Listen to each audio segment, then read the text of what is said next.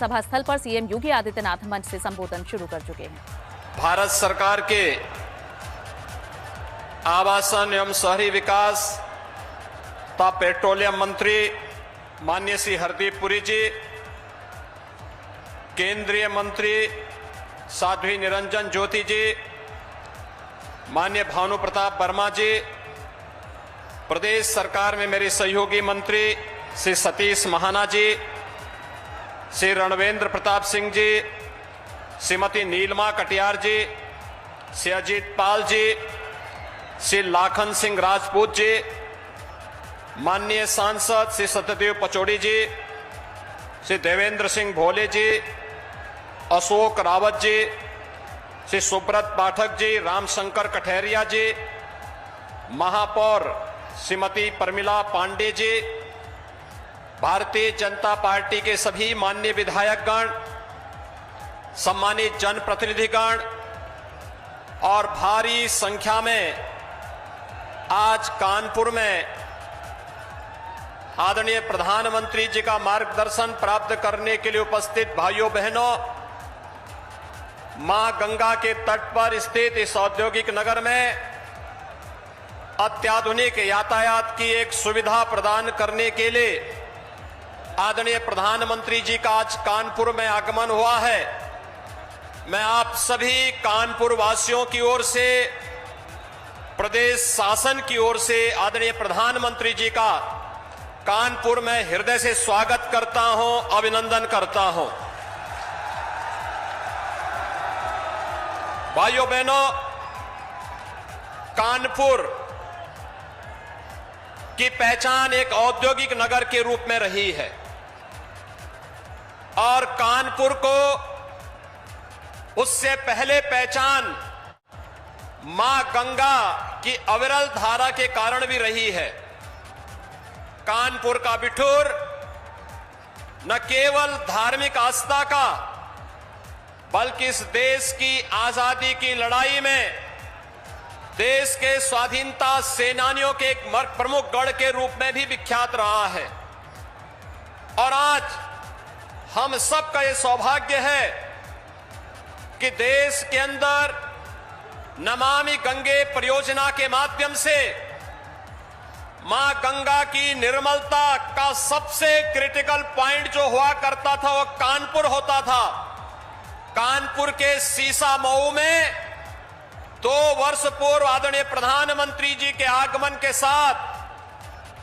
नमामि गंगे परियोजना का सबसे क्रिटिकल पॉइंट को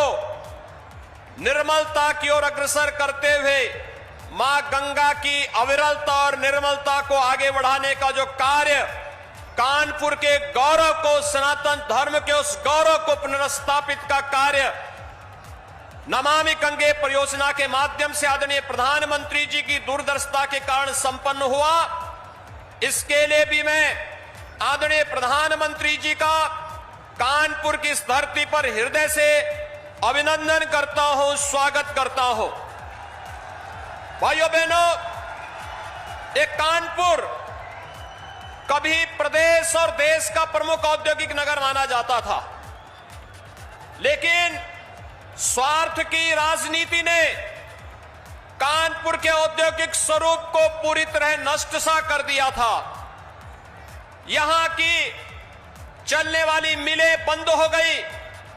औद्योगिक गतिविधियां बंद हो गई, अराजकता का एक नया तांडव यहां प्रारंभ हुआ और विकास की बात तो दूर, विकास के पैसे को लूट करके लोग कहां ले जाते हैं। आपने देखा होगा पिछले कुछ दिनों से दीवालें खोद करके निकलने वाली नोट की गड्डियां इस बात को प्रमाणित कर रही हैं कि पहले प्रदेश के विकास का पैसा किन लोगों के पास पहुंच जाता था। हम आभारी हैं प्रधानमंत्री जी के। आज कानपुर में दोहरी उपहार देने के लिए प्रधानमंत्री जी का आगमन यहां पर हुआ है। इससे पहले कानपुर आईआईटी कानपुर के दीक्षांत समारोह में प्रधानमंत्री जी के इस महत्वपूर्ण मार्गदर्शन को देश ने सुना, लेकिन आज यहां पर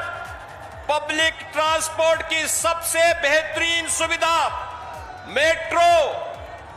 को प्रदान करने के लिए प्रधानमंत्री जी आज कानपुर में आए हैं। और दूसरा, बिना पनकी भारत पेट्रोलियम की पेट्रोलियम पाइपलाइन का लोकार्पण करने के लिए भी प्रधानमंत्री जी का आगमन कानपुर की इस नगरी में हुआ है। भाइयों बहनों, ये मेट्रो का कार्य